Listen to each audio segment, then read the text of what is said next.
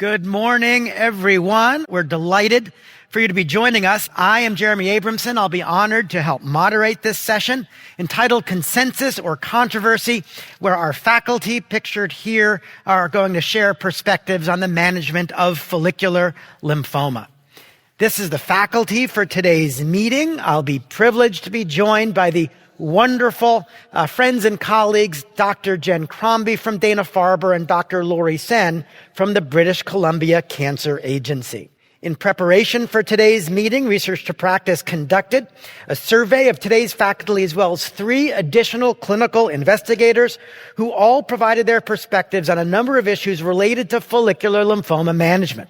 We're only going to show you a selected number of these survey questions, but the full dossier of these questions are available for download for your interest and scrutiny.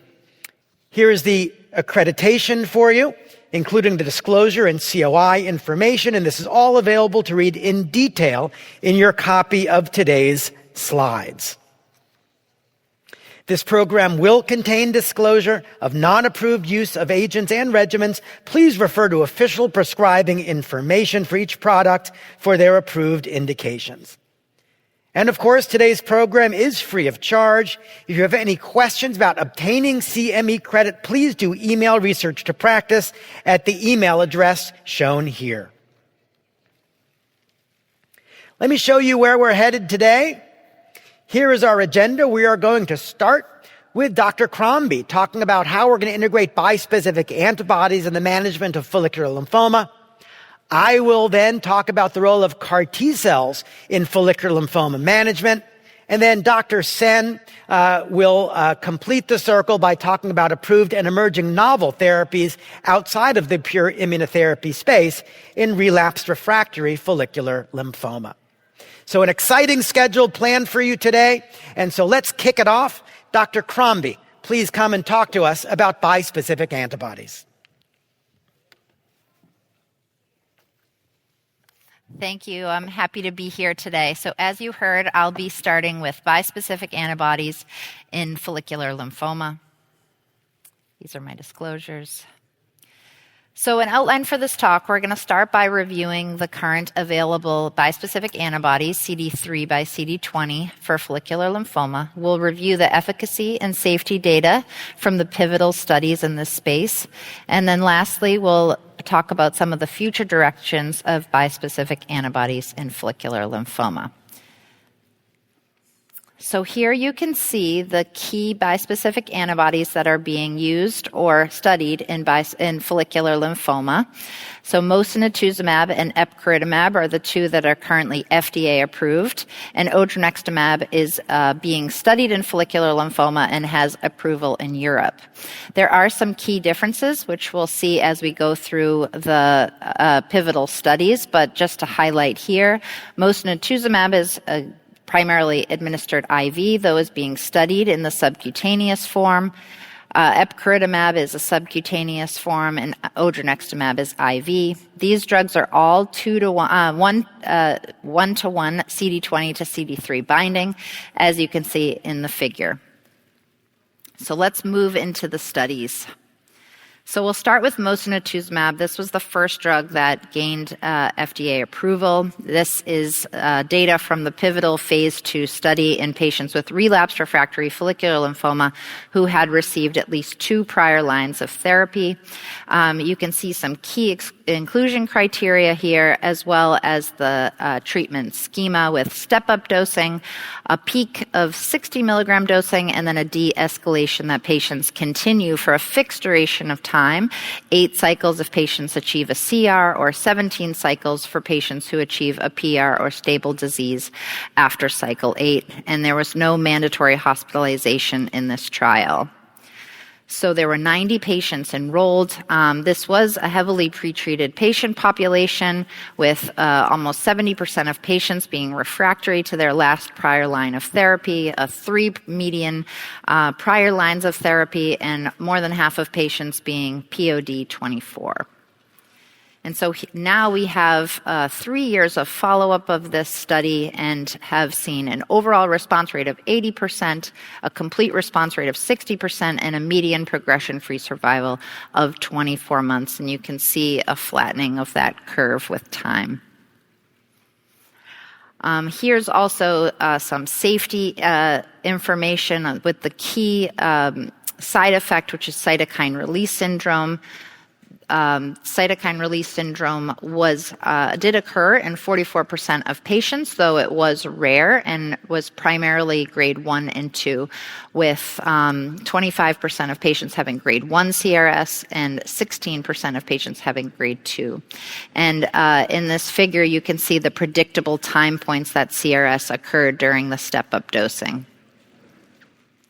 Next, I wanted to move on to the EPCOR NHL-1 study. This was the pivotal phase 2 study of epcoritamab with some slight differences in dosing. There was also step-up dosing implemented. The dosing was subcutaneous, as I mentioned before. And in order to decrease the risk of cytokine release syndrome, there was a cycle 1 dose optimization cohort that implemented an additional step-up dose, additional hydration, and CRS prophylaxis with dexamethasone, and in this cohort, hospitalization was not mandated. So in this study, there were 128 patients in the pivotal cohort, 86 patients in the cycle 1 optimization cohort. Again, a heavily pretreated patient population, and of note, very few patients in this study and in the one mentioned before had received prior CAR-T. Here you can see overall response rate of 82%, complete response rate of 63%, and similar high overall response rates across high-risk patient subgroups as outlined in this figure. This is the progression-free survival, 18-month progression-free survival of about 50%. And within patients who achieved a complete response rate, you can see durable responses beyond 24 months. Looking at the safety, especially in the cycle 1 dose optimization cohort, cytokine release syndrome was seen in just under half of patients, and there were no grade 3 or higher CRS. And then lastly, odronextamab was studied in the ELM-2 FL cohort. This drug was administered IV, a slightly different step-up dosing. Unlike the others, there's step-up dosing but also split dosing for the first few doses, and then patients are continued on therapy until either unacceptable toxicity or progression. Heavily pretreated patient population, 3 or more median prior lines of therapy, and about half of patients had progression of disease within 24 months.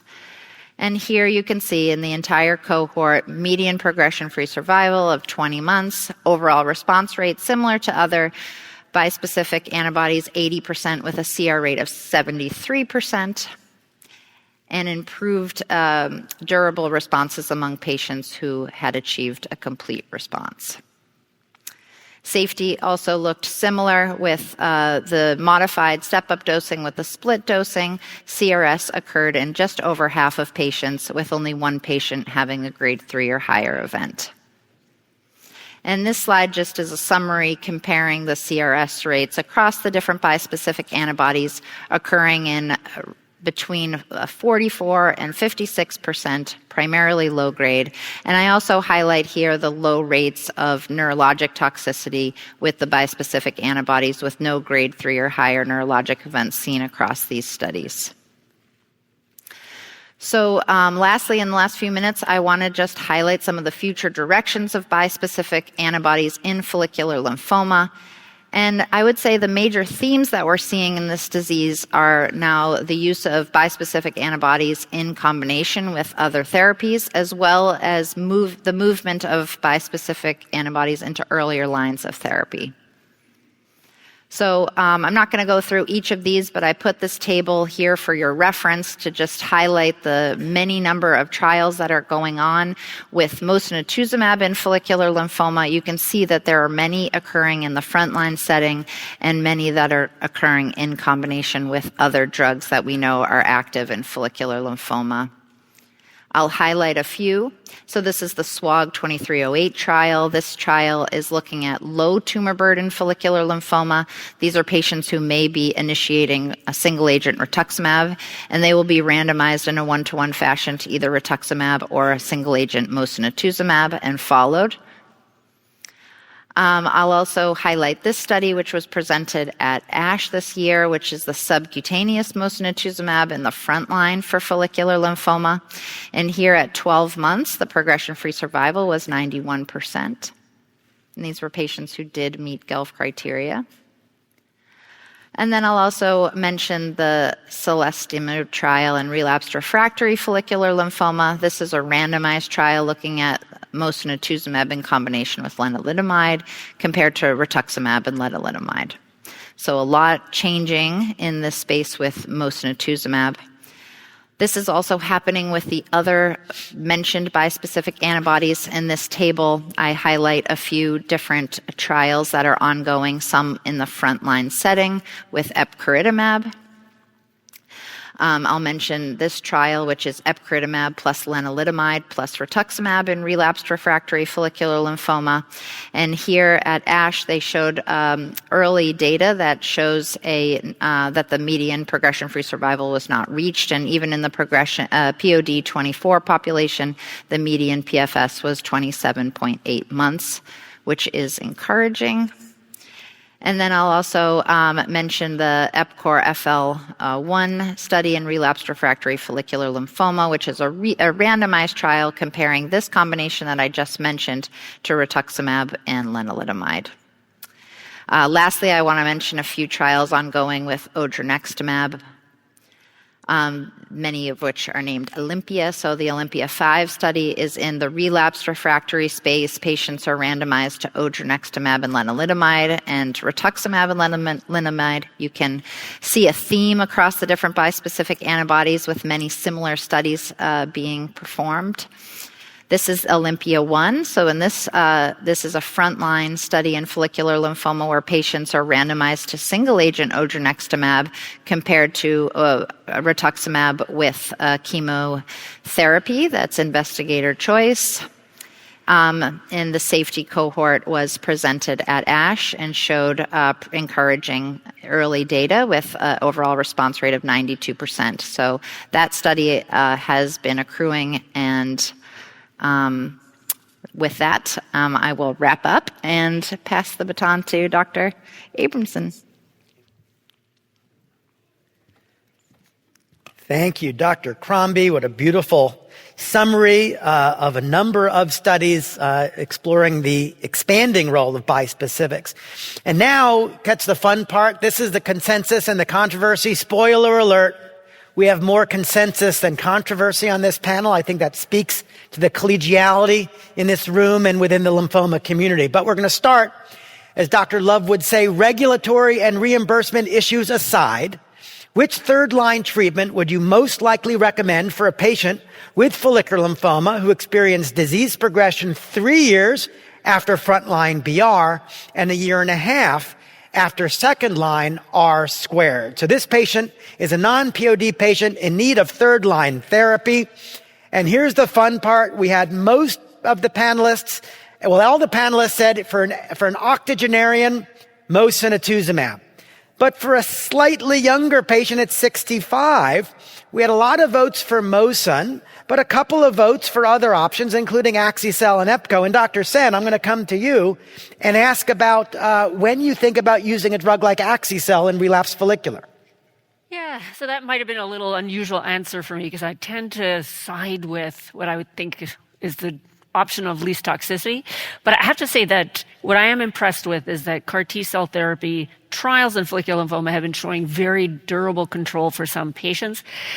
Even though this patient is not a POD24, they've relapsed within 3 years of BR, where the average person gets 7 years plus. So that's kind of a relatively short duration. And then 18 months, after their second line treatment, I guess I'm thinking if they're young, they're healthy, maybe we come in with a one and done, that is a little bit maybe heftier in a patient that seems to be relatively refractory.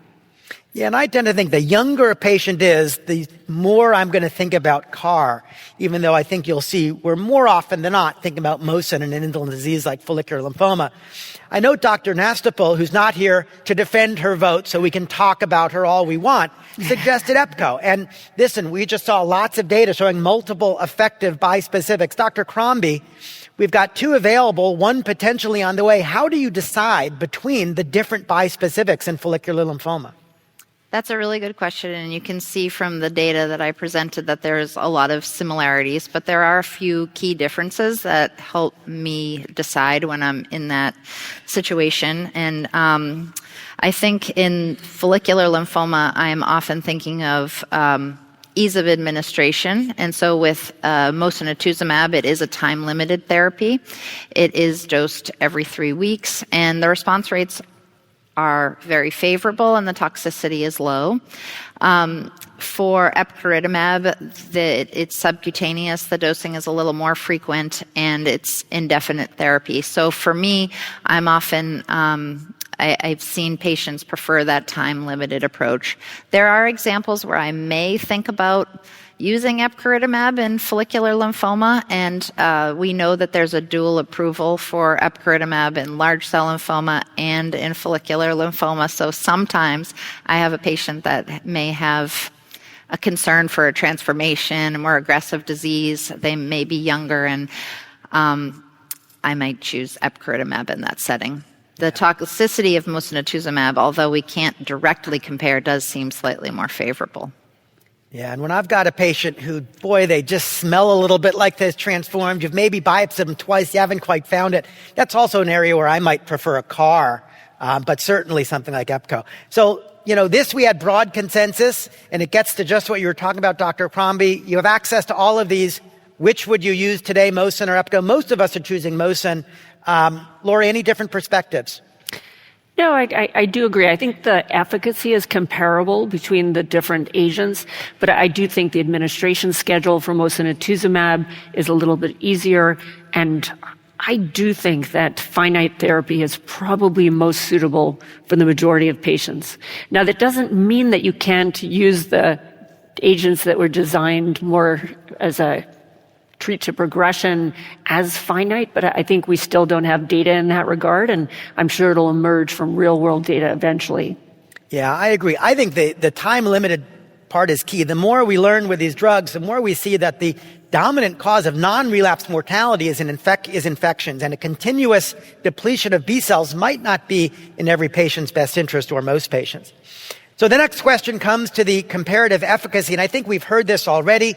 I think the general impression is Mosun and EPCO work about the same. The differences are really in the logistics, in the frequency of administration, and the duration of therapy, time limited with Mosun versus continuous with epcoritamab. Broad consensus there.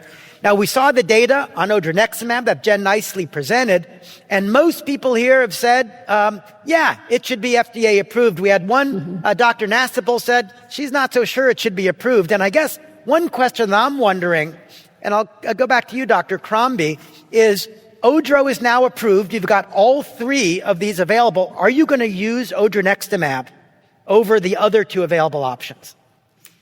Yeah, I think if I had all available, I still would favor the current approved options just because of ease of administration. I did mention for the step-up dosing for odronextamab, it is unique in that not only is there a step-up dose, but there's also split dosing. So that's just an additional day that the patient has to return to clinic.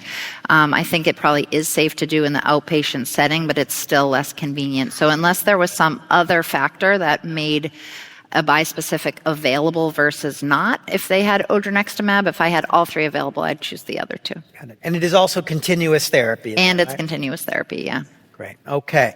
Now, would you employ bispecific antibodies in sequence in the same patient for follicular lymphoma? Now, I was an outlier on the panel. Not broadly. You'll see it was 3 and 3 where I said I would use it. I'll defend myself first. And I can imagine we use rituximab in, the first 12 lines of therapy. And I can certainly see giving a bispecific antibody in multiple lines of therapy as long as the patient wasn't refractory. So if I gave a patient Mosun, say, in third line, and they had a really nice response, they relapsed 3 years later, and I've got nice data for EPCO-LEN, I'd be very comfortable giving that regimen. But is there a reason why you would think not to give different bispecifics in the same patient? Dr. Sehn? Yeah, no, I agree. If the patient has had a gap in treatment and a prior benefit, I don't see a reason why you wouldn't consider retreating with a similar type of agent.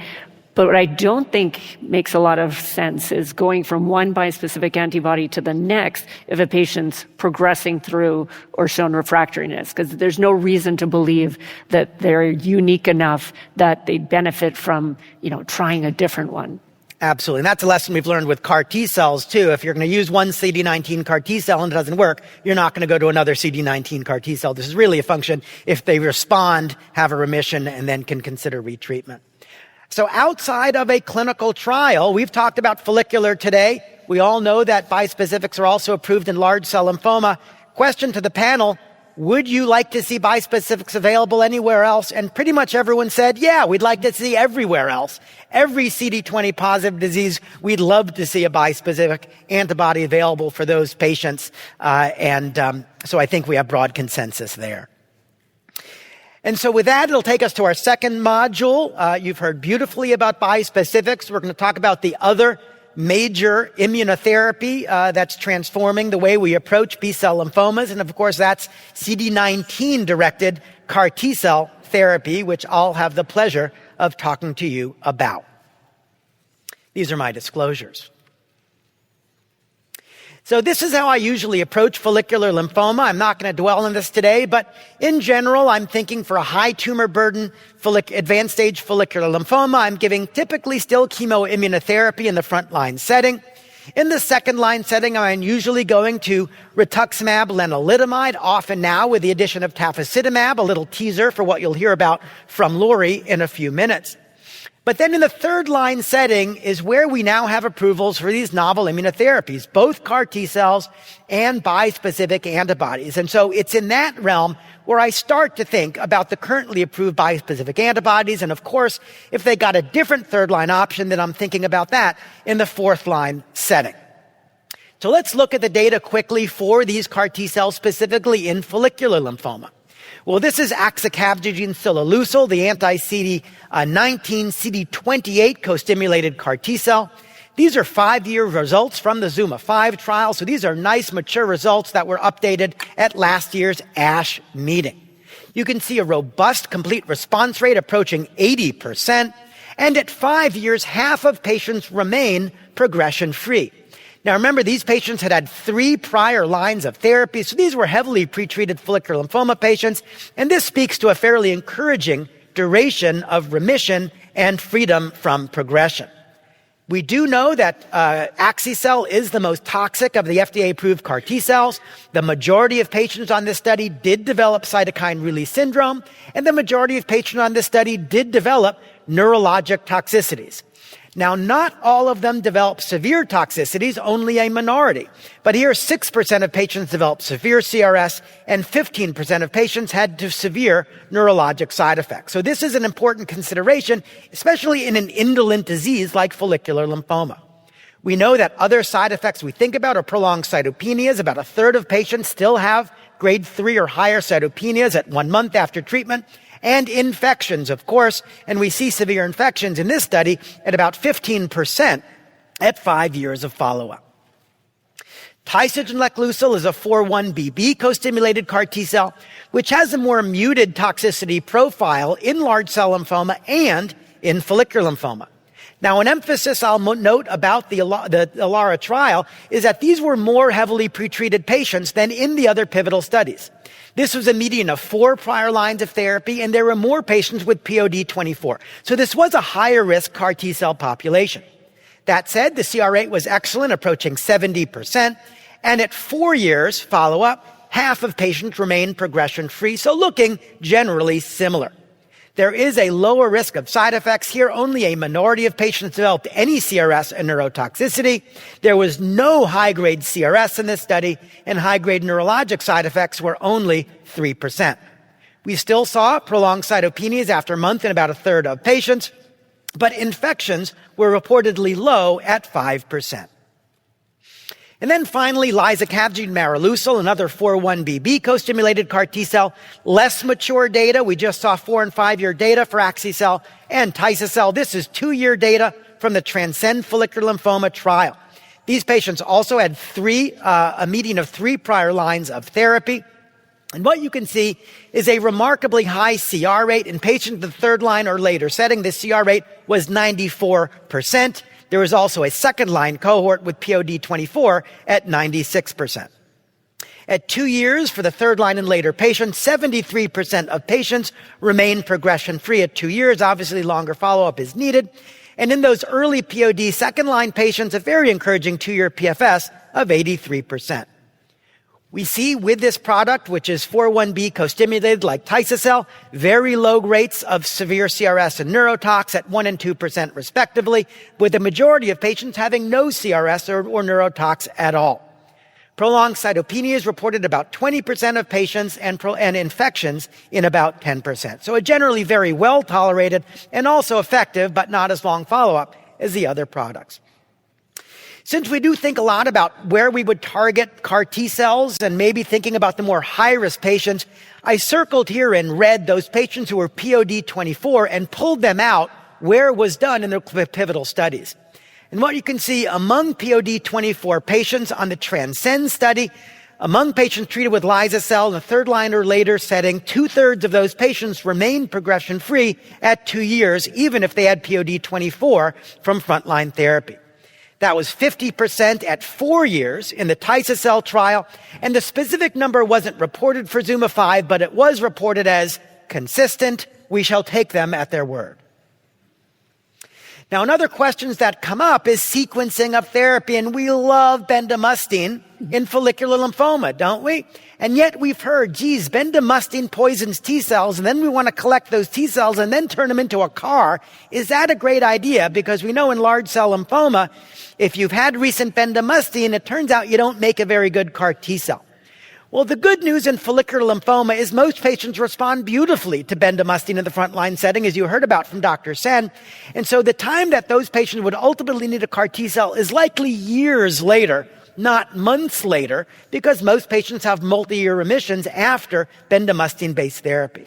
But we do have some hint of data from both the liso-cel and axi-cel studies. In the liso-cel study, if we look at patients who received prior benda or no prior benda, both had high CR rates of 94%. But a signal emerges for those patients who received CAR T cells within 6 months of prior bendamustine, or rather within 1 year of prior bendamustine, where their 24-month PFS was only 50% compared to 74% for patients who received no prior bendamustine. And once patients are beyond a year, at least in the liso-cel trial, their progression-free survival actually looks similar to the non-benda patients. So certainly within a year with liso-cel, that appears high risk and something to be avoided. Axi-cel, similar, maybe slightly different. We do see that for those patients who had prior bendamustine within 6 months, the outcomes with CAR were really disappointing. 25% PFS at 2 years if you got benda within 2 years, within 6 months. If we get beyond 6 to 12 months, it looks more like 70%, and beyond 1 year, it's reported as 50%, though the numbers here are small. What I would say is certainly early bendamustine exposure and subsequent CAR is a bad idea. If you've got patients who you've just had bendamustine, CAR is probably not the best option for those patients. But if it was distantly administered, I would say CAR is fine if they've had it more than a year or two in reverse. What about long-term safety? The more we think about these drugs, we need to think about long-term safety. Well, we know prolonged cytopenia, as I mentioned, about 20 to 30% at 30 days, but most of that abates by day 60. And in fact, if we look at 2 years or 1 year for liso-cel, we see that the incidence of prolonged cytopenias is only about 3% when you get out beyond a year. Secondary malignancies are ranged between 6 and 10%, and I would argue are within the range of one would expect in a heavily pretreated follicular lymphoma patient, because this includes things like non-melanoma skin cancers, etc.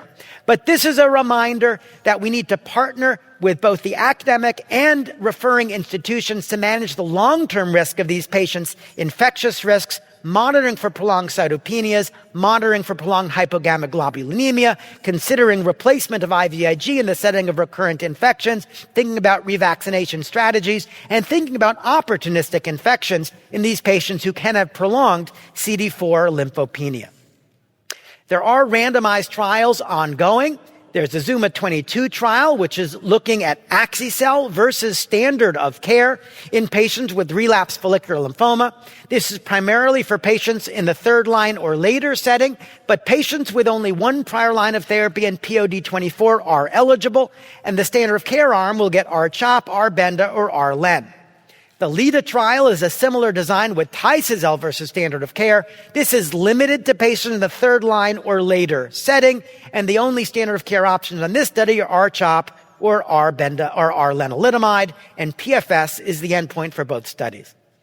And then I want to finish by just commenting on how we decide between CAR T cells and bispecific antibodies. You heard about bispecifics from Dr. Crombie. I've just talked to you about CAR T cells.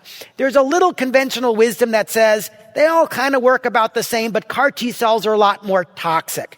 And what I want to highlight here is something that Dr. Sehn kind of alluded to, which is if you look at these studies across the board, the CAR studies on top and the bispecific studies below, the CR rates tend to be higher with the CAR T cells. And on the right, the 24-month PFS and the median PFS tend to be longer with CAR T cells than bispecific antibodies. Dramatically, no. But if I've got a high-risk patient that I really want to maximize efficacy, I'm thinking about a CAR T cell in that high-risk younger patient because the efficacy might just be a little bit better. Now, are CAR T cells much more toxic? Let's dispute that right here and now. Because I would argue, particularly if you ignore axi-cel, which I think is too toxic a drug for follicular lymphoma when we've got liso-cel and Tycel available, that the incidence of severe CRS and ICANS are virtually identical across the board.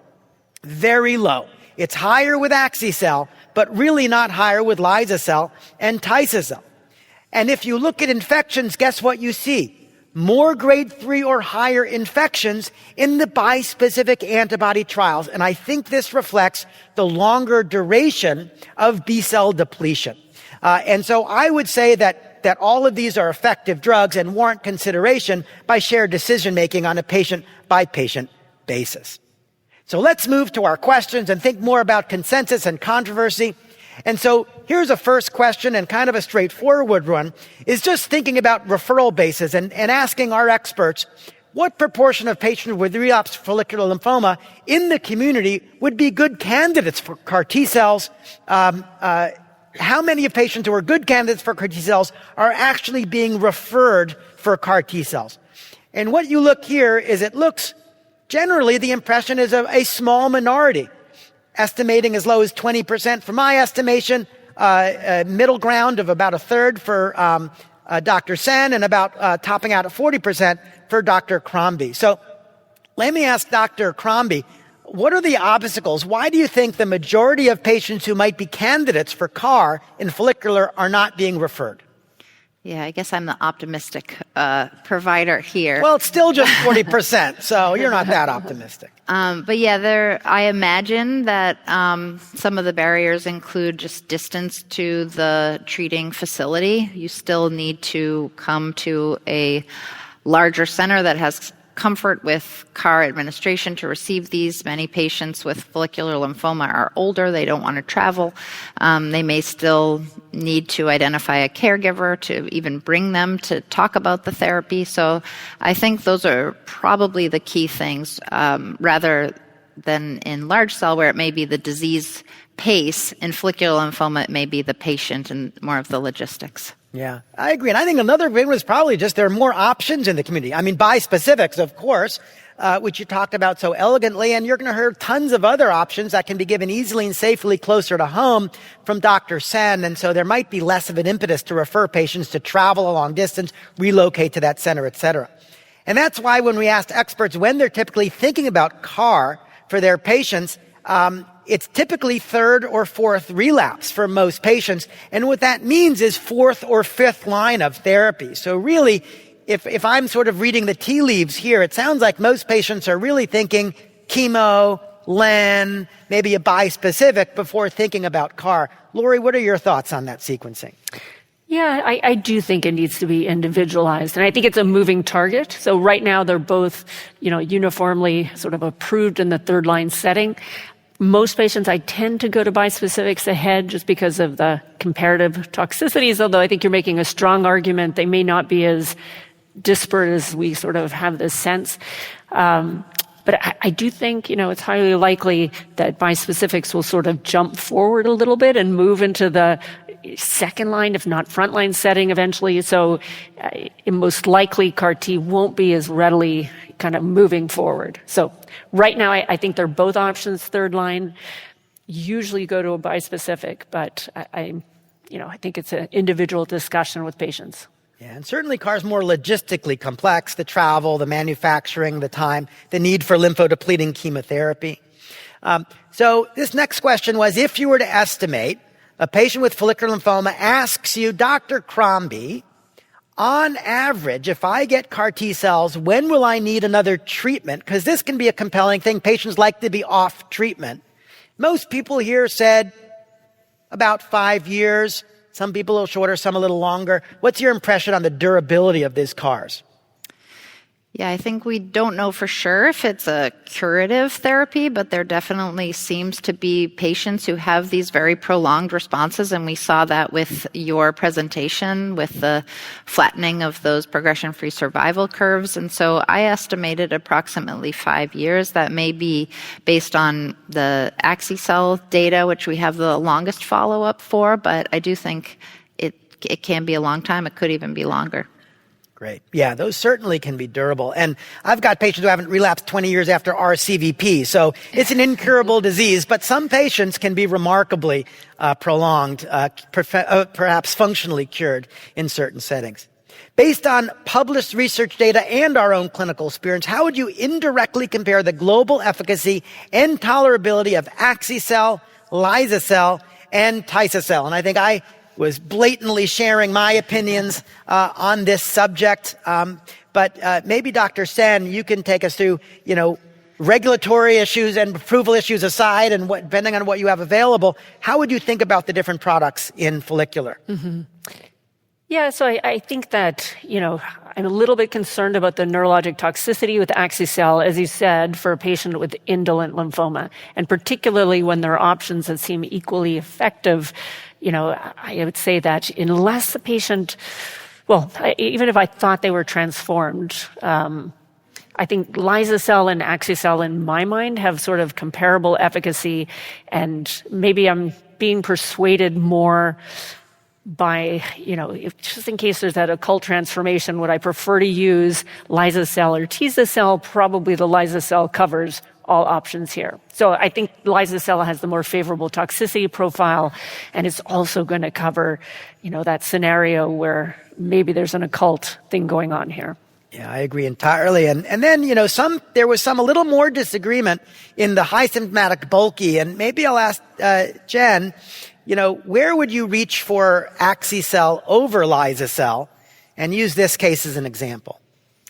Yeah, there are cases where you might consider axi-cell if the patient, like as in this case, was young and fit and able to tolerate some of the side effects that we know we can see with axi-cell. There is a very reliable manufacturing with axi-cell that we see in large cell lymphoma, and sometimes follicular lymphoma, even though it is indolent, can be behaving in this difficult to treat, rapidly progressing fashion. And so with these durable responses that we see now with long-term follow-up in someone like that, it may be appealing to reach for axi-cell. Yeah. And I think there has some conventional wisdom has emerged that because the toxicity is more with axi-cell, it must be a stronger CAR T cell. Mm-hmm. But I don't think the efficacy data holds that up. I think the CR rates and durability look pretty much identical. So I tend to think, I don't think a more aggressive patient should get axi-cell than lyso-cell. I think they work equally. But, you do get axi-cell manufactured quicker. And while that isn't usually a factor with follicular lymphoma, if that on average 1 week of getting the product quicker, then that's certainly where I would think about axi-cell, because you're right, it is very reliable manufacturing. Then this next question, we've got an 80-year-old, otherwise healthy patient with relapsed follicular lymphoma. You've decided to give CAR. What do you prefer for an octogenarian? We have broad consensus around here, and I think from a toxicity perspective, you've all heard us say, well, isocell's pretty darn well tolerated, and axi-cell will be tougher. I will say tisocell is another option here, although I think we've seen in general, isocell has very consistent data across multiple histologies. And then the next question is, we all know that the REMS program has been removed from these products. And one question is, will removal of the REMS requirement improve access to CAR T-cell therapy? And people said, maybe. Jen? Yeah, I think that it will be easier for us to administer. We did have a lot of strict rules of requiring the patient to remain within close proximity for a month. They couldn't drive for extended periods of time. And I think some of that was overkill. And so now we're liberalized there. But even with the lifting of restrictions, there are still limitations and just logistical barriers that are part of CAR T. You still have to travel. You still have to stay for a certain amount of time. And while it may be shorter, those restraints are still there. Hence the somewhat. Agreed. All right. Well, that's a perfect segue into Dr. Sehn, who's going to talk about all the other tremendous options available in follicular lymphoma. Great. All the others in 8 minutes. So I'm going to run through a select group of what I would say are probably emerging as therapies that are now commonly being used. Aside from the immunotherapies we already talked about, these are my disclosures. So the first data I want to talk about is data from the InMind trial, which many of you are already familiar with. This was a trial that explored the addition of tafasitamab, which is a CD19-directed monoclonal antibody, to the common backbone of R-squared in patients with relapsed refractory follicular lymphoma. And the rationale here is that as a monoclonal antibody similar to rituximab, it does induce direct cytotoxicity, but it also helps to enhance the function of NK and T cells, so hopefully will synergize with that R-squared backbone. So InMind was a very large phase 3 trial performed internationally that was double-blinded and placebo-controlled. It included patients who were adults with grades 1 to 3A follicular lymphoma primarily. There was a small group of marginal zone that it was not powered for and will be reported separately. But essentially what was reported was the outcome in follicular lymphoma patients. Patients had to have one prior line of therapy. So it compared head-to-head the standard regimen of 12 cycles of R-squared, as is commonly used, in one arm with the addition of tafasitamab in the experimental arm, and here the TAFA was given as per standard dosing.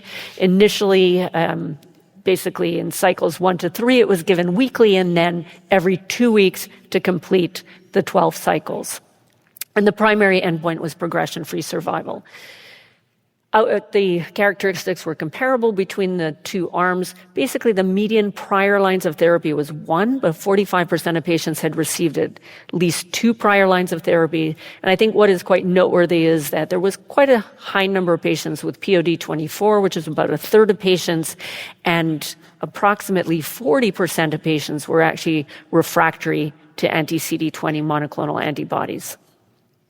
So this was the primary endpoint of the trial. Progression-free survival by investigator was markedly improved with the addition of tafasitamab, so the median PFS went from 13.9 months to 22.4 months. Other endpoints were also improved significantly, so the CR rate and the overall response rate were both augmented with the tafasitamab. The trial had in a pre-planned analysis of various subgroup analyses, mainly of those groups of patients that we know to be higher risk. The main ones I'd point out are the 3 at the bottom, so patients who have POD24, patients who are refractory to prior anti-CD20 monoclonal antibodies, and according to the number of lines of therapy. So these three factors were all part of the stratification factors for the randomization. So the clinical characteristics should be relatively balanced between the arms. And you can see that the tafasitamab improved outcomes regardless of those factors, and it improved it for both the high risk and the low risk for all of those individual factors. Just pointing out the curves here, again, for those POD24 patients, which we all worry about, a notable improvement in PFS. And for those patients with one prior line of therapy, where I think R-squared is now very commonly being used, again, the TAFA improved outcomes. Recently at ICML, more subgroups were looked at, and I think the ones that people often ask about, this is a form of immunotherapy. Does it matter if you get bendamustine before or not? And looking at the kinds of chemotherapy, it didn't seem to matter. Also didn't seem to matter whether or not you had high-risk FLIPI or high-grade disease. At this point in time, no difference in overall survival, though. What about toxicities? It was relatively well tolerated, so we're all familiar with using R-squared probably in our own clinics. The only difference I would say with adding the tafasitamab was that there was a slightly higher risk of some infections. So the neutropenia rate was not different, but slightly higher risk of pneumonias and COVID-19, which probably is not surprising because we anticipate there is probably a higher degree of B-cell suppression.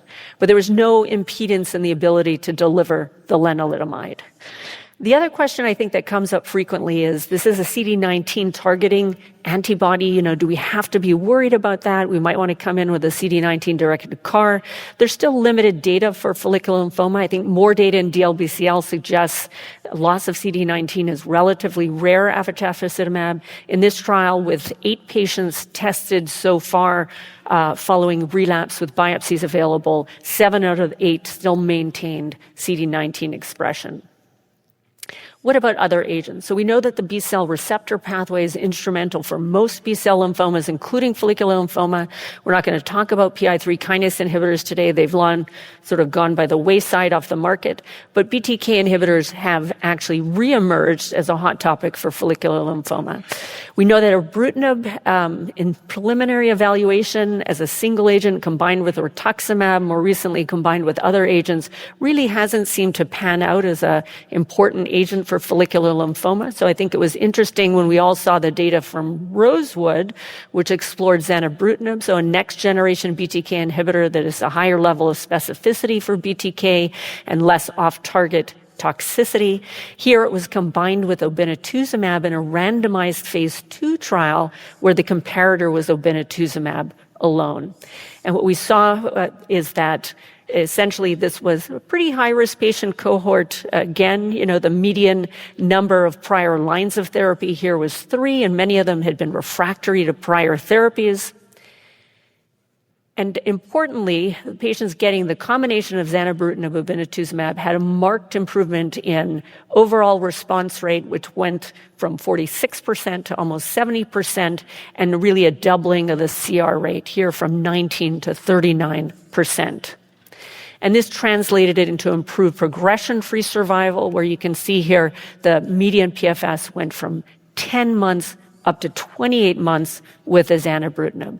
So I think that was really intriguing data, and it now has been FDA approved and also even Health Canada approved where I work. But there is a phase 3 Mahogany trial that will be testing this in a larger cohort of patients, where patients for the follicular arm will be randomized either to the zanubrutinib, obinutuzumab, or R-squared. Moving forward with just a few other agents that are currently undergoing evaluation that are not yet approved. So I think more enthusiasm now for the resurgence of the possibility of BTK inhibitors in follicular lymphoma. We saw recent data from the Bellwave trial that explored nemtabrutinib, which is a non-covalent BTK inhibitor under evaluation. Here is a single agent. We did see modest activity with an overall response rate of 40%, still very early data, but this will likely go on to further evaluation in combinations. Also, golcadomide, I think, is agent that's emerging, and there's just an onslaught of studies and variety of B-cell lymphomas being explored with golcadomide. But this is a novel cell mod under development. And in follicular lymphoma, we've seen some early data exploring either the single-agent activity of golcadomide or combined with rituximab. And I think what was noteworthy here is, in this early study, we saw very, very high overall response rates, which, largely ranged between 80 and 100%, and very high CR rates for what was quite a highly pretreated patient population. So I think more to come using that cell mod in different combinations. And maybe just skipping forward, the last thing I'll mention is, I think, some really intriguing early data looking at the antibody-drug conjugate loncastuximab tesirine. Of course, this is a CD19-directed antibody-drug conjugate, and in this single-arm study, it was combined with rituximab in a group of patients with relapsed refractory follicular lymphoma. And of course, the response rates, I think, are what's most intriguing. It was 97% with a 75% CR rate with still relatively early follow-up, but you can see that curve of progression-free survival remains quite high beyond the 18-month mark. So I think that is going to go on to further exploration as well. And I'll pass it back to you, Dr. Abramson. Thank you, Dr. Sehn. A great discussion on a varied range of targeted therapies, which is terrific.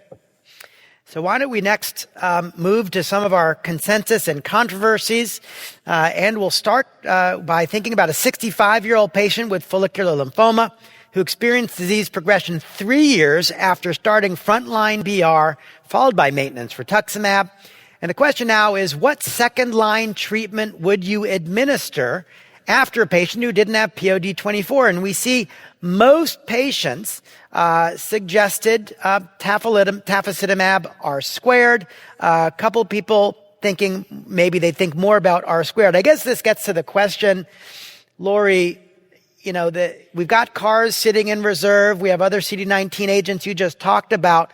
Should people have qualms about giving tafasitamab in a patient they might ultimately take to a CAR T-cell? Mm-hmm. Yeah, I think that sequencing of agents is going to be probably the biggest topic that you'll hear about now in follicular lymphoma. We get all of these options now competing against each other. I guess I'm reassured by the DLBCL data where there's more demonstration that the likelihood of CD19 loss is actually quite low. We're seeing it here from the INMIND study where that likelihood seems quite low. So I don't think it would prohibit me from coming in with a TAFA R-squared platform ahead of other options, but I think, it remains a consideration and something that needs to be discussed. Terrific. And then the next question, again, sequencing, would you administer TAFA R-squared in a patient who got CAR T-cells sequentially? And the question here has emerged as some people said, sure, I have no problem with giving one CD19 treatment after another CD19 treatment. And others, myself included, said, yeah, but I'd want to know about CD19 expression first because I probably wouldn't give it if the tumor was CD19 negative. Dr. Crombie, what do you think about? Patients gotten a TAFA R-squared. You're thinking about a CD19 CAR. Do you need to know the CD19 status? Yeah, I agree with you. I think it's a good idea to check if you're able to obtain a biopsy. It's, as Laurie mentioned, it's something that we're still learning about. We don't have a ton of data, so I think if you have the opportunity to biopsy, that would give you more reassurance as you move forward. I think in general with follicular lymphoma patients, it is also good to periodically get a biopsy to make sure you're still there's not a transformation event which might change your treatment approach. So yeah, I think a biopsy is great if you can get one. If you couldn't get one, I still think I would feel comfortable proceeding in sequence, knowing the data that we have so far. Yeah, CD19 has been a fairly stable antigen after monoclonal antibodies. I think the rate of loss is much higher after CAR T cells. Maybe there's probably more selective pressure in that context. So now you have a patient who you administered, and the question is, would you give TAFA R-squared to a patient who previously got R-squared? broad consensus here? If a patient has already received and progressed after R squared, I guess maybe folks here, Dr. Sehn, aren't thinking that TAF is that heavy a lifter in the absence of the Len-R. What do you think? I would think that patients have other options to move on to. And probably as with any patient, what's missing there is, how long a benefit that they had. If they had it, 5 years ago and had really long benefit, I think you can consider coming back in. But the reality is that we've got other options, and probably before I went and reused an R-squared platform, I'd probably be moving on to something else. So in which line of therapy would you typically think about the Rosewood regimen? This is zanubrutinib and obinutuzumab in relapsed refractory follicular lymphoma. And looks like the majority of folks here said fourth relapse. That's fifth line of therapy. A couple of people saying might give it as early as the fourth line of therapy. Dr. Crombie, in your practice, where do you fit zanubrutinib, obinutuzumab in with the other options available? Yeah, as was mentioned, I think we're having a growing number of treatment options, which is actually good for a patient because it can be personalized. So when I think about using this type of regimen, I'm thinking more about elderly, frail patients, maybe heavily pretreated. I do see patients who come from different parts of New England for a second opinion and don't want to, they want to return to Maine and aren't interested in bispecifics or CAR. That might be a time when this is a great option for them. Or just a patient who has seen a lot of other therapies already. When somebody from Boston who practiced in Boston talks about the hypothetical patient who won't want to come to Boston, they're always from Maine. They're always from Maine.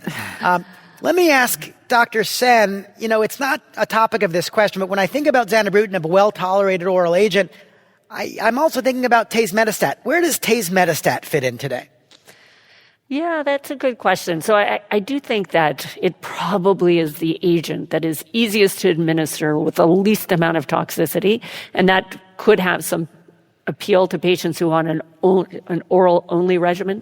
But I have to say that I do think its activity pales against most other options unless the patient is known to be EZH2 mutated, and probably many people around the room are not yet routinely testing for it. So I think it makes sense in an EZH2 mutated patient if you have that data and they're eager for an oral option. But aside from that, I just think the efficacy probably pales, and I'd be going with something else. Yeah, and if you're running out of options, check for the CHENS and NGS panel, because the mutated patients, 20% or so, they can do quite well. But I agree with you. It has a decreasing role, I'd say, as we have emerging other options. And what other strategies might we be interested in follicular lymphoma? And we see a hodgepodge here. I mentioned Golka and other bispecifics. A lot of other bispecifics, and the thought about combining them or moving them earlier. ADCs, a shout out to EZH2 inhibitors. Dr. Crombie, what are you most excited about on the horizon? Well, I mentioned here using bispecifics in earlier lines of therapy. I think the thought of chemo-free strategies is very appealing for an indolent disease like follicular lymphoma, and I like the idea of having that be the first treatment for patients. We've had a couple studies open at our institution that were single agent or just other CD20 antibodies with bispecific antibodies that have been very attractive for patients. So I'm excited to see the longer follow-up of those studies. Great. And we got a question online, Dr. Sehn, and I'm going to ask it to you. You've got a patient on a bispecific antibody. When do you decide when to stop that therapy, and do you use MRD? Fantastic question. So I don't use MRD in routine practice in follicular lymphoma. I don't think we have a well-validated test for MRD in follicular lymphoma, but it is probably a test that we need to develop moving forward. So maybe we can make more rational decisions of where to stop agents like bispecifics. I'm a firm believer that bispecifics should be used in a finite way. So for the mosunetuzumab trial, obviously it was designed to be given finite, and after 8 cycles, the majority of patients were able to stop because they were in a CR. We don't have the data for the other agents that were designed to be given to progression, but I think there has to be some analogous time point where those agents should probably be stopped. And so in my own clinical setting, I'd probably be thinking about a patient who's been in a CR and has reached at least the 12-month mark or so, and maybe that would be a rational point to stop. But there's no data, and I really hope that this starts to emerge from real-world evidence as it gets reported. And speaking of rational times to stop, it's 12:47, the end point of our program. Thank you to our terrific faculty for joining us. Thanks to all of you joining us in person online. Fill out your surveys, get your credit. Enjoy the rest of Soho. Thanks.